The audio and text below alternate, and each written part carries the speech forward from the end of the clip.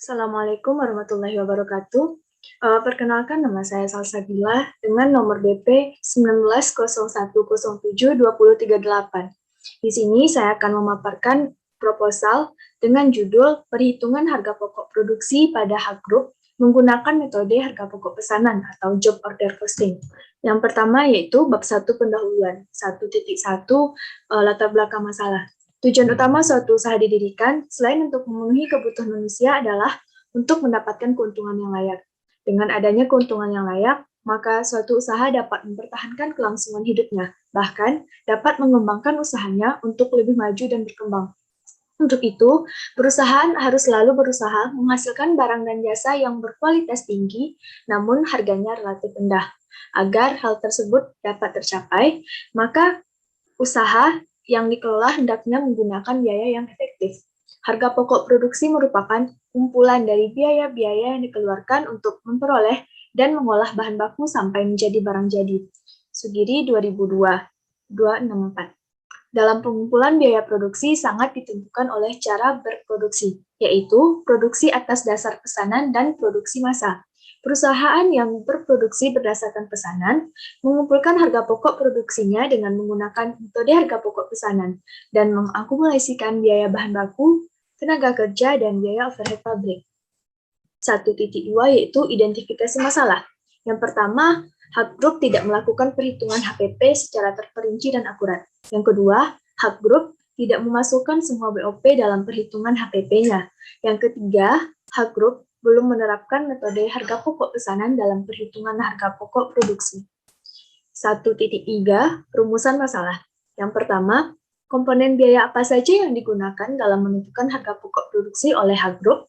Yang kedua, bagaimana H Group menerapkan perhitungan harga pokok produksi menggunakan metode harga pokok pesanan.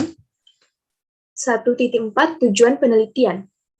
Yang pertama, untuk mengetahui komponen biaya yang digunakan dalam menentukan harga pokok produksi oleh H Group. Yang kedua, untuk mengetahui perhitungan harga pokok produksi menggunakan metode harga pokok pesanan pada H Group. 1.5 kontribusi penelitian. Perusahaan dapat memberikan masukan maupun pertimbangan yang berguna bagi manajemen dalam merencanakan dan mengambil keputusan yang berkaitan dengan harga pokok pesanan usahanya. Yang kedua, kontribusi penelitian untuk bidang keilmuan, yaitu memperdalam pemahaman mengenai harga pokok pesanan, harga pokok produksi yang diperoleh selama masa perkuliahan, dan membandingkan dengan penerapan pada dunia usaha sebenarnya. 1.6 metode penelitian. Yang pertama yaitu interview. Penulis mewawancarai dan melakukan tanya jawab langsung dengan pemilik H Group. Yang kedua, dokumentasi. Melihat dan mempelajari data-data berupa laporan keuangan, catatan perusahaan, maupun data akuntansi perusahaan. Yang ketiga, studi kepustakaan. Mencari buku-buku literatur yang sesuai dengan masalah yang diangkat dan informasi yang dapat digunakan untuk memecahkan masalah yang berkaitan dengan harga pokok produksi dengan menggunakan metode harga pokok pesanan. Bab 2, tinjauan pustaka. 2.1 definisi biaya dan penggolongannya. Pengertian biaya. Menurut Mulyadi 2014, biaya adalah suatu pengorbanan yang diukur dalam bentuk satuan uang yang telah terjadi atau kemungkinan akan terjadi untuk tujuan tertentu. 21.2 yaitu ada penggolongan biaya. Yang pertama, biaya digolongkan menurut objek pengeluaran. Yang kedua, penggolongan biaya menurut fungsi dalam perusahaan itu ada 3. Yang pertama, biaya produksi, yang merupakan biaya-biaya yang terjadi untuk mengolah bahan baku menjadi produk jadi. Yang kedua, biaya pemasaran, yaitu biaya yang terjadi untuk melaksanakan kegiatan pemasaran produk. Yang ketiga, biaya administrasi dan umum, yaitu biaya-biaya untuk mengkoordinasikan kegiatan produksi dan pemasaran produk. Penggolongan biaya yang ketiga, menurut hubungan biaya dengan sesuatu yang dibiayai ini ada 2. Yang pertama, biaya langsung, yaitu biaya yang terjadi, yang penyebab satu-satunya adalah karena adanya sesuatu yang dibiayai.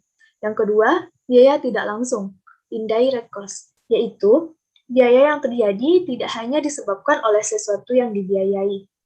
Biaya ini tidak dapat dihubungkan secara langsung pada unit yang diproduksi.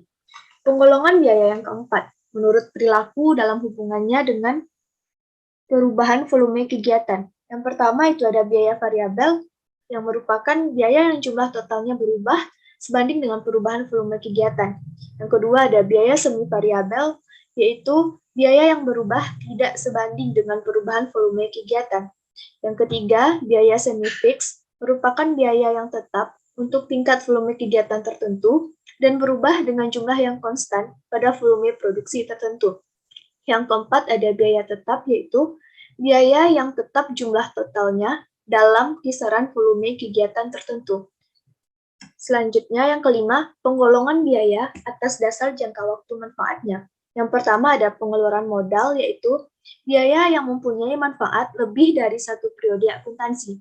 Yang kedua ada pengeluaran pendapatan, yaitu biaya yang hanya mempunyai manfaat dalam periode akuntansi pada saat terjadinya pengeluaran tersebut.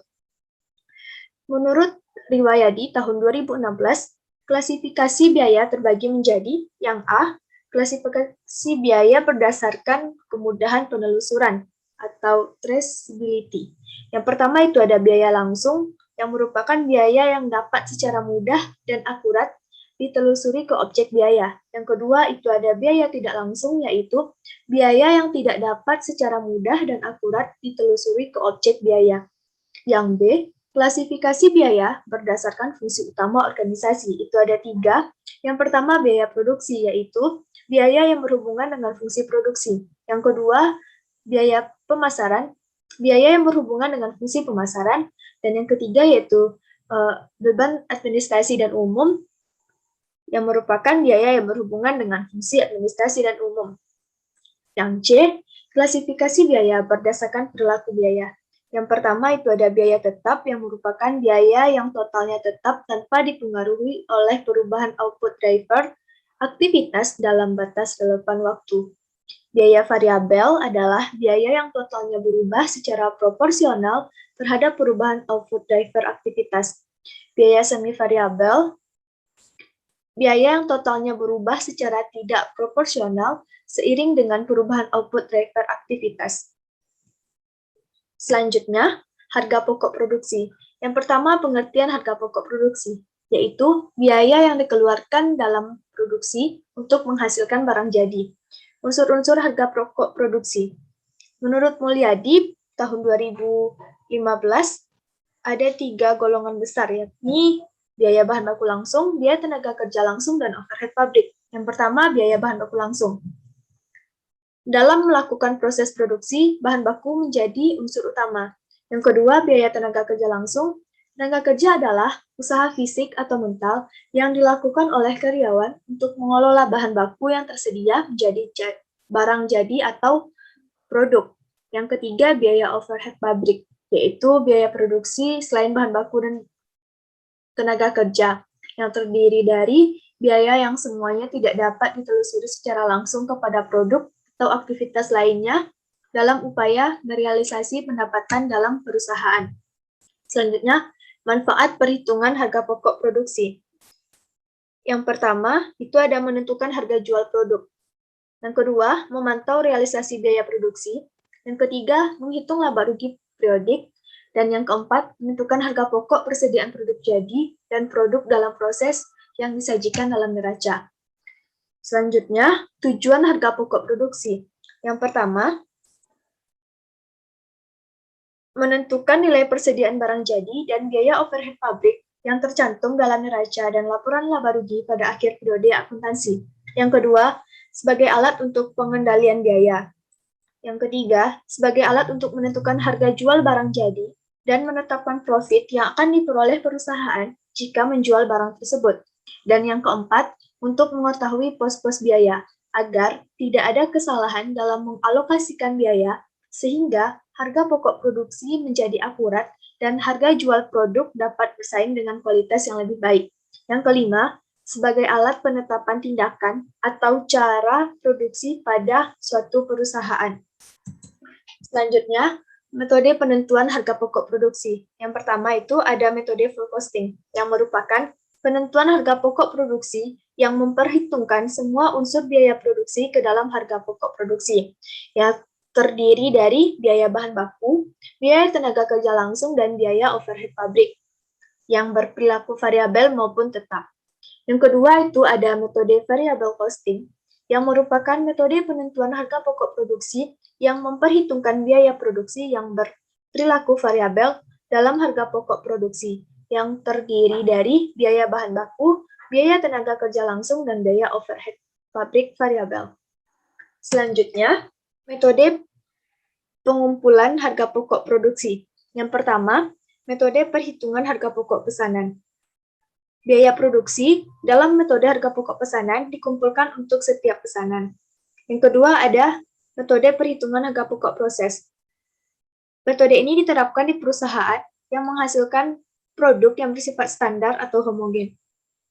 Selanjutnya, perhitungan harga pokok pesanan. Ciri-ciri perusahaan yang menerapkan perhitungan harga pokok pesanan adalah yang pertama, perusahaan yang berproses mengolah produk yang terjadi secara terputus-putus. Maksudnya di sini, saat suatu pesanan yang satu selesai dikerjakan, maka proses produksi pun dihentikan, lalu akan dimulai dengan pesanan berikutnya. Yang kedua, produk yang dihasilkan oleh perusahaan harus sesuai dengan spesifikasi yang ditentukan oleh pemesan. Dengan demikian, pesanan yang satu tersebut dapat tidak sama dengan pesanan yang lain. Yang ketiga, produksi yang dihasilkan perusahaan ditujukan untuk memenuhi pesanan, bukan untuk memenuhi persediaan di gudang. Hal ini dapat menghindari hal yang tidak diinginkan, seperti laba ditahan.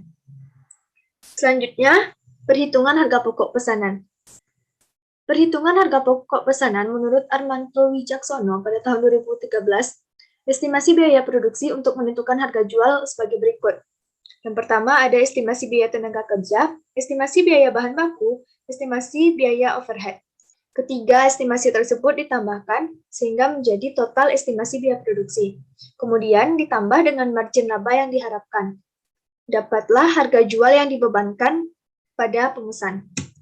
Selanjutnya, perlakuan persediaan barang dalam proses awal dan laporan harga pokok produksi.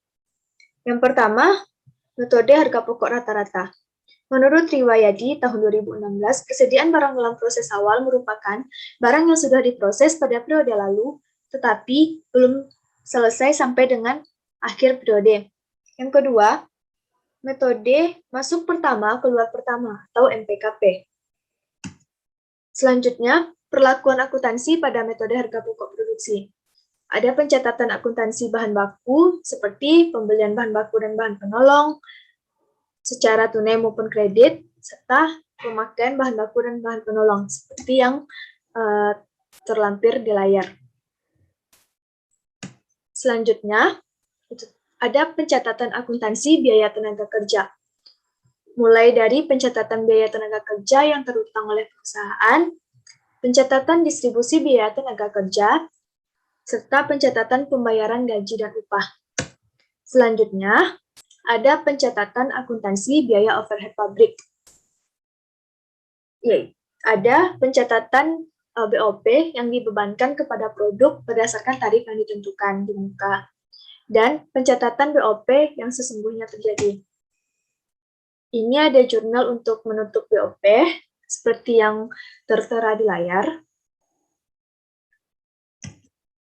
Selanjutnya, pencatatan akuntansi harga pokok produk dalam proses. Jurnalnya seperti yang tertera di layar. Selanjutnya, pencatatan akuntansi untuk produk jadi.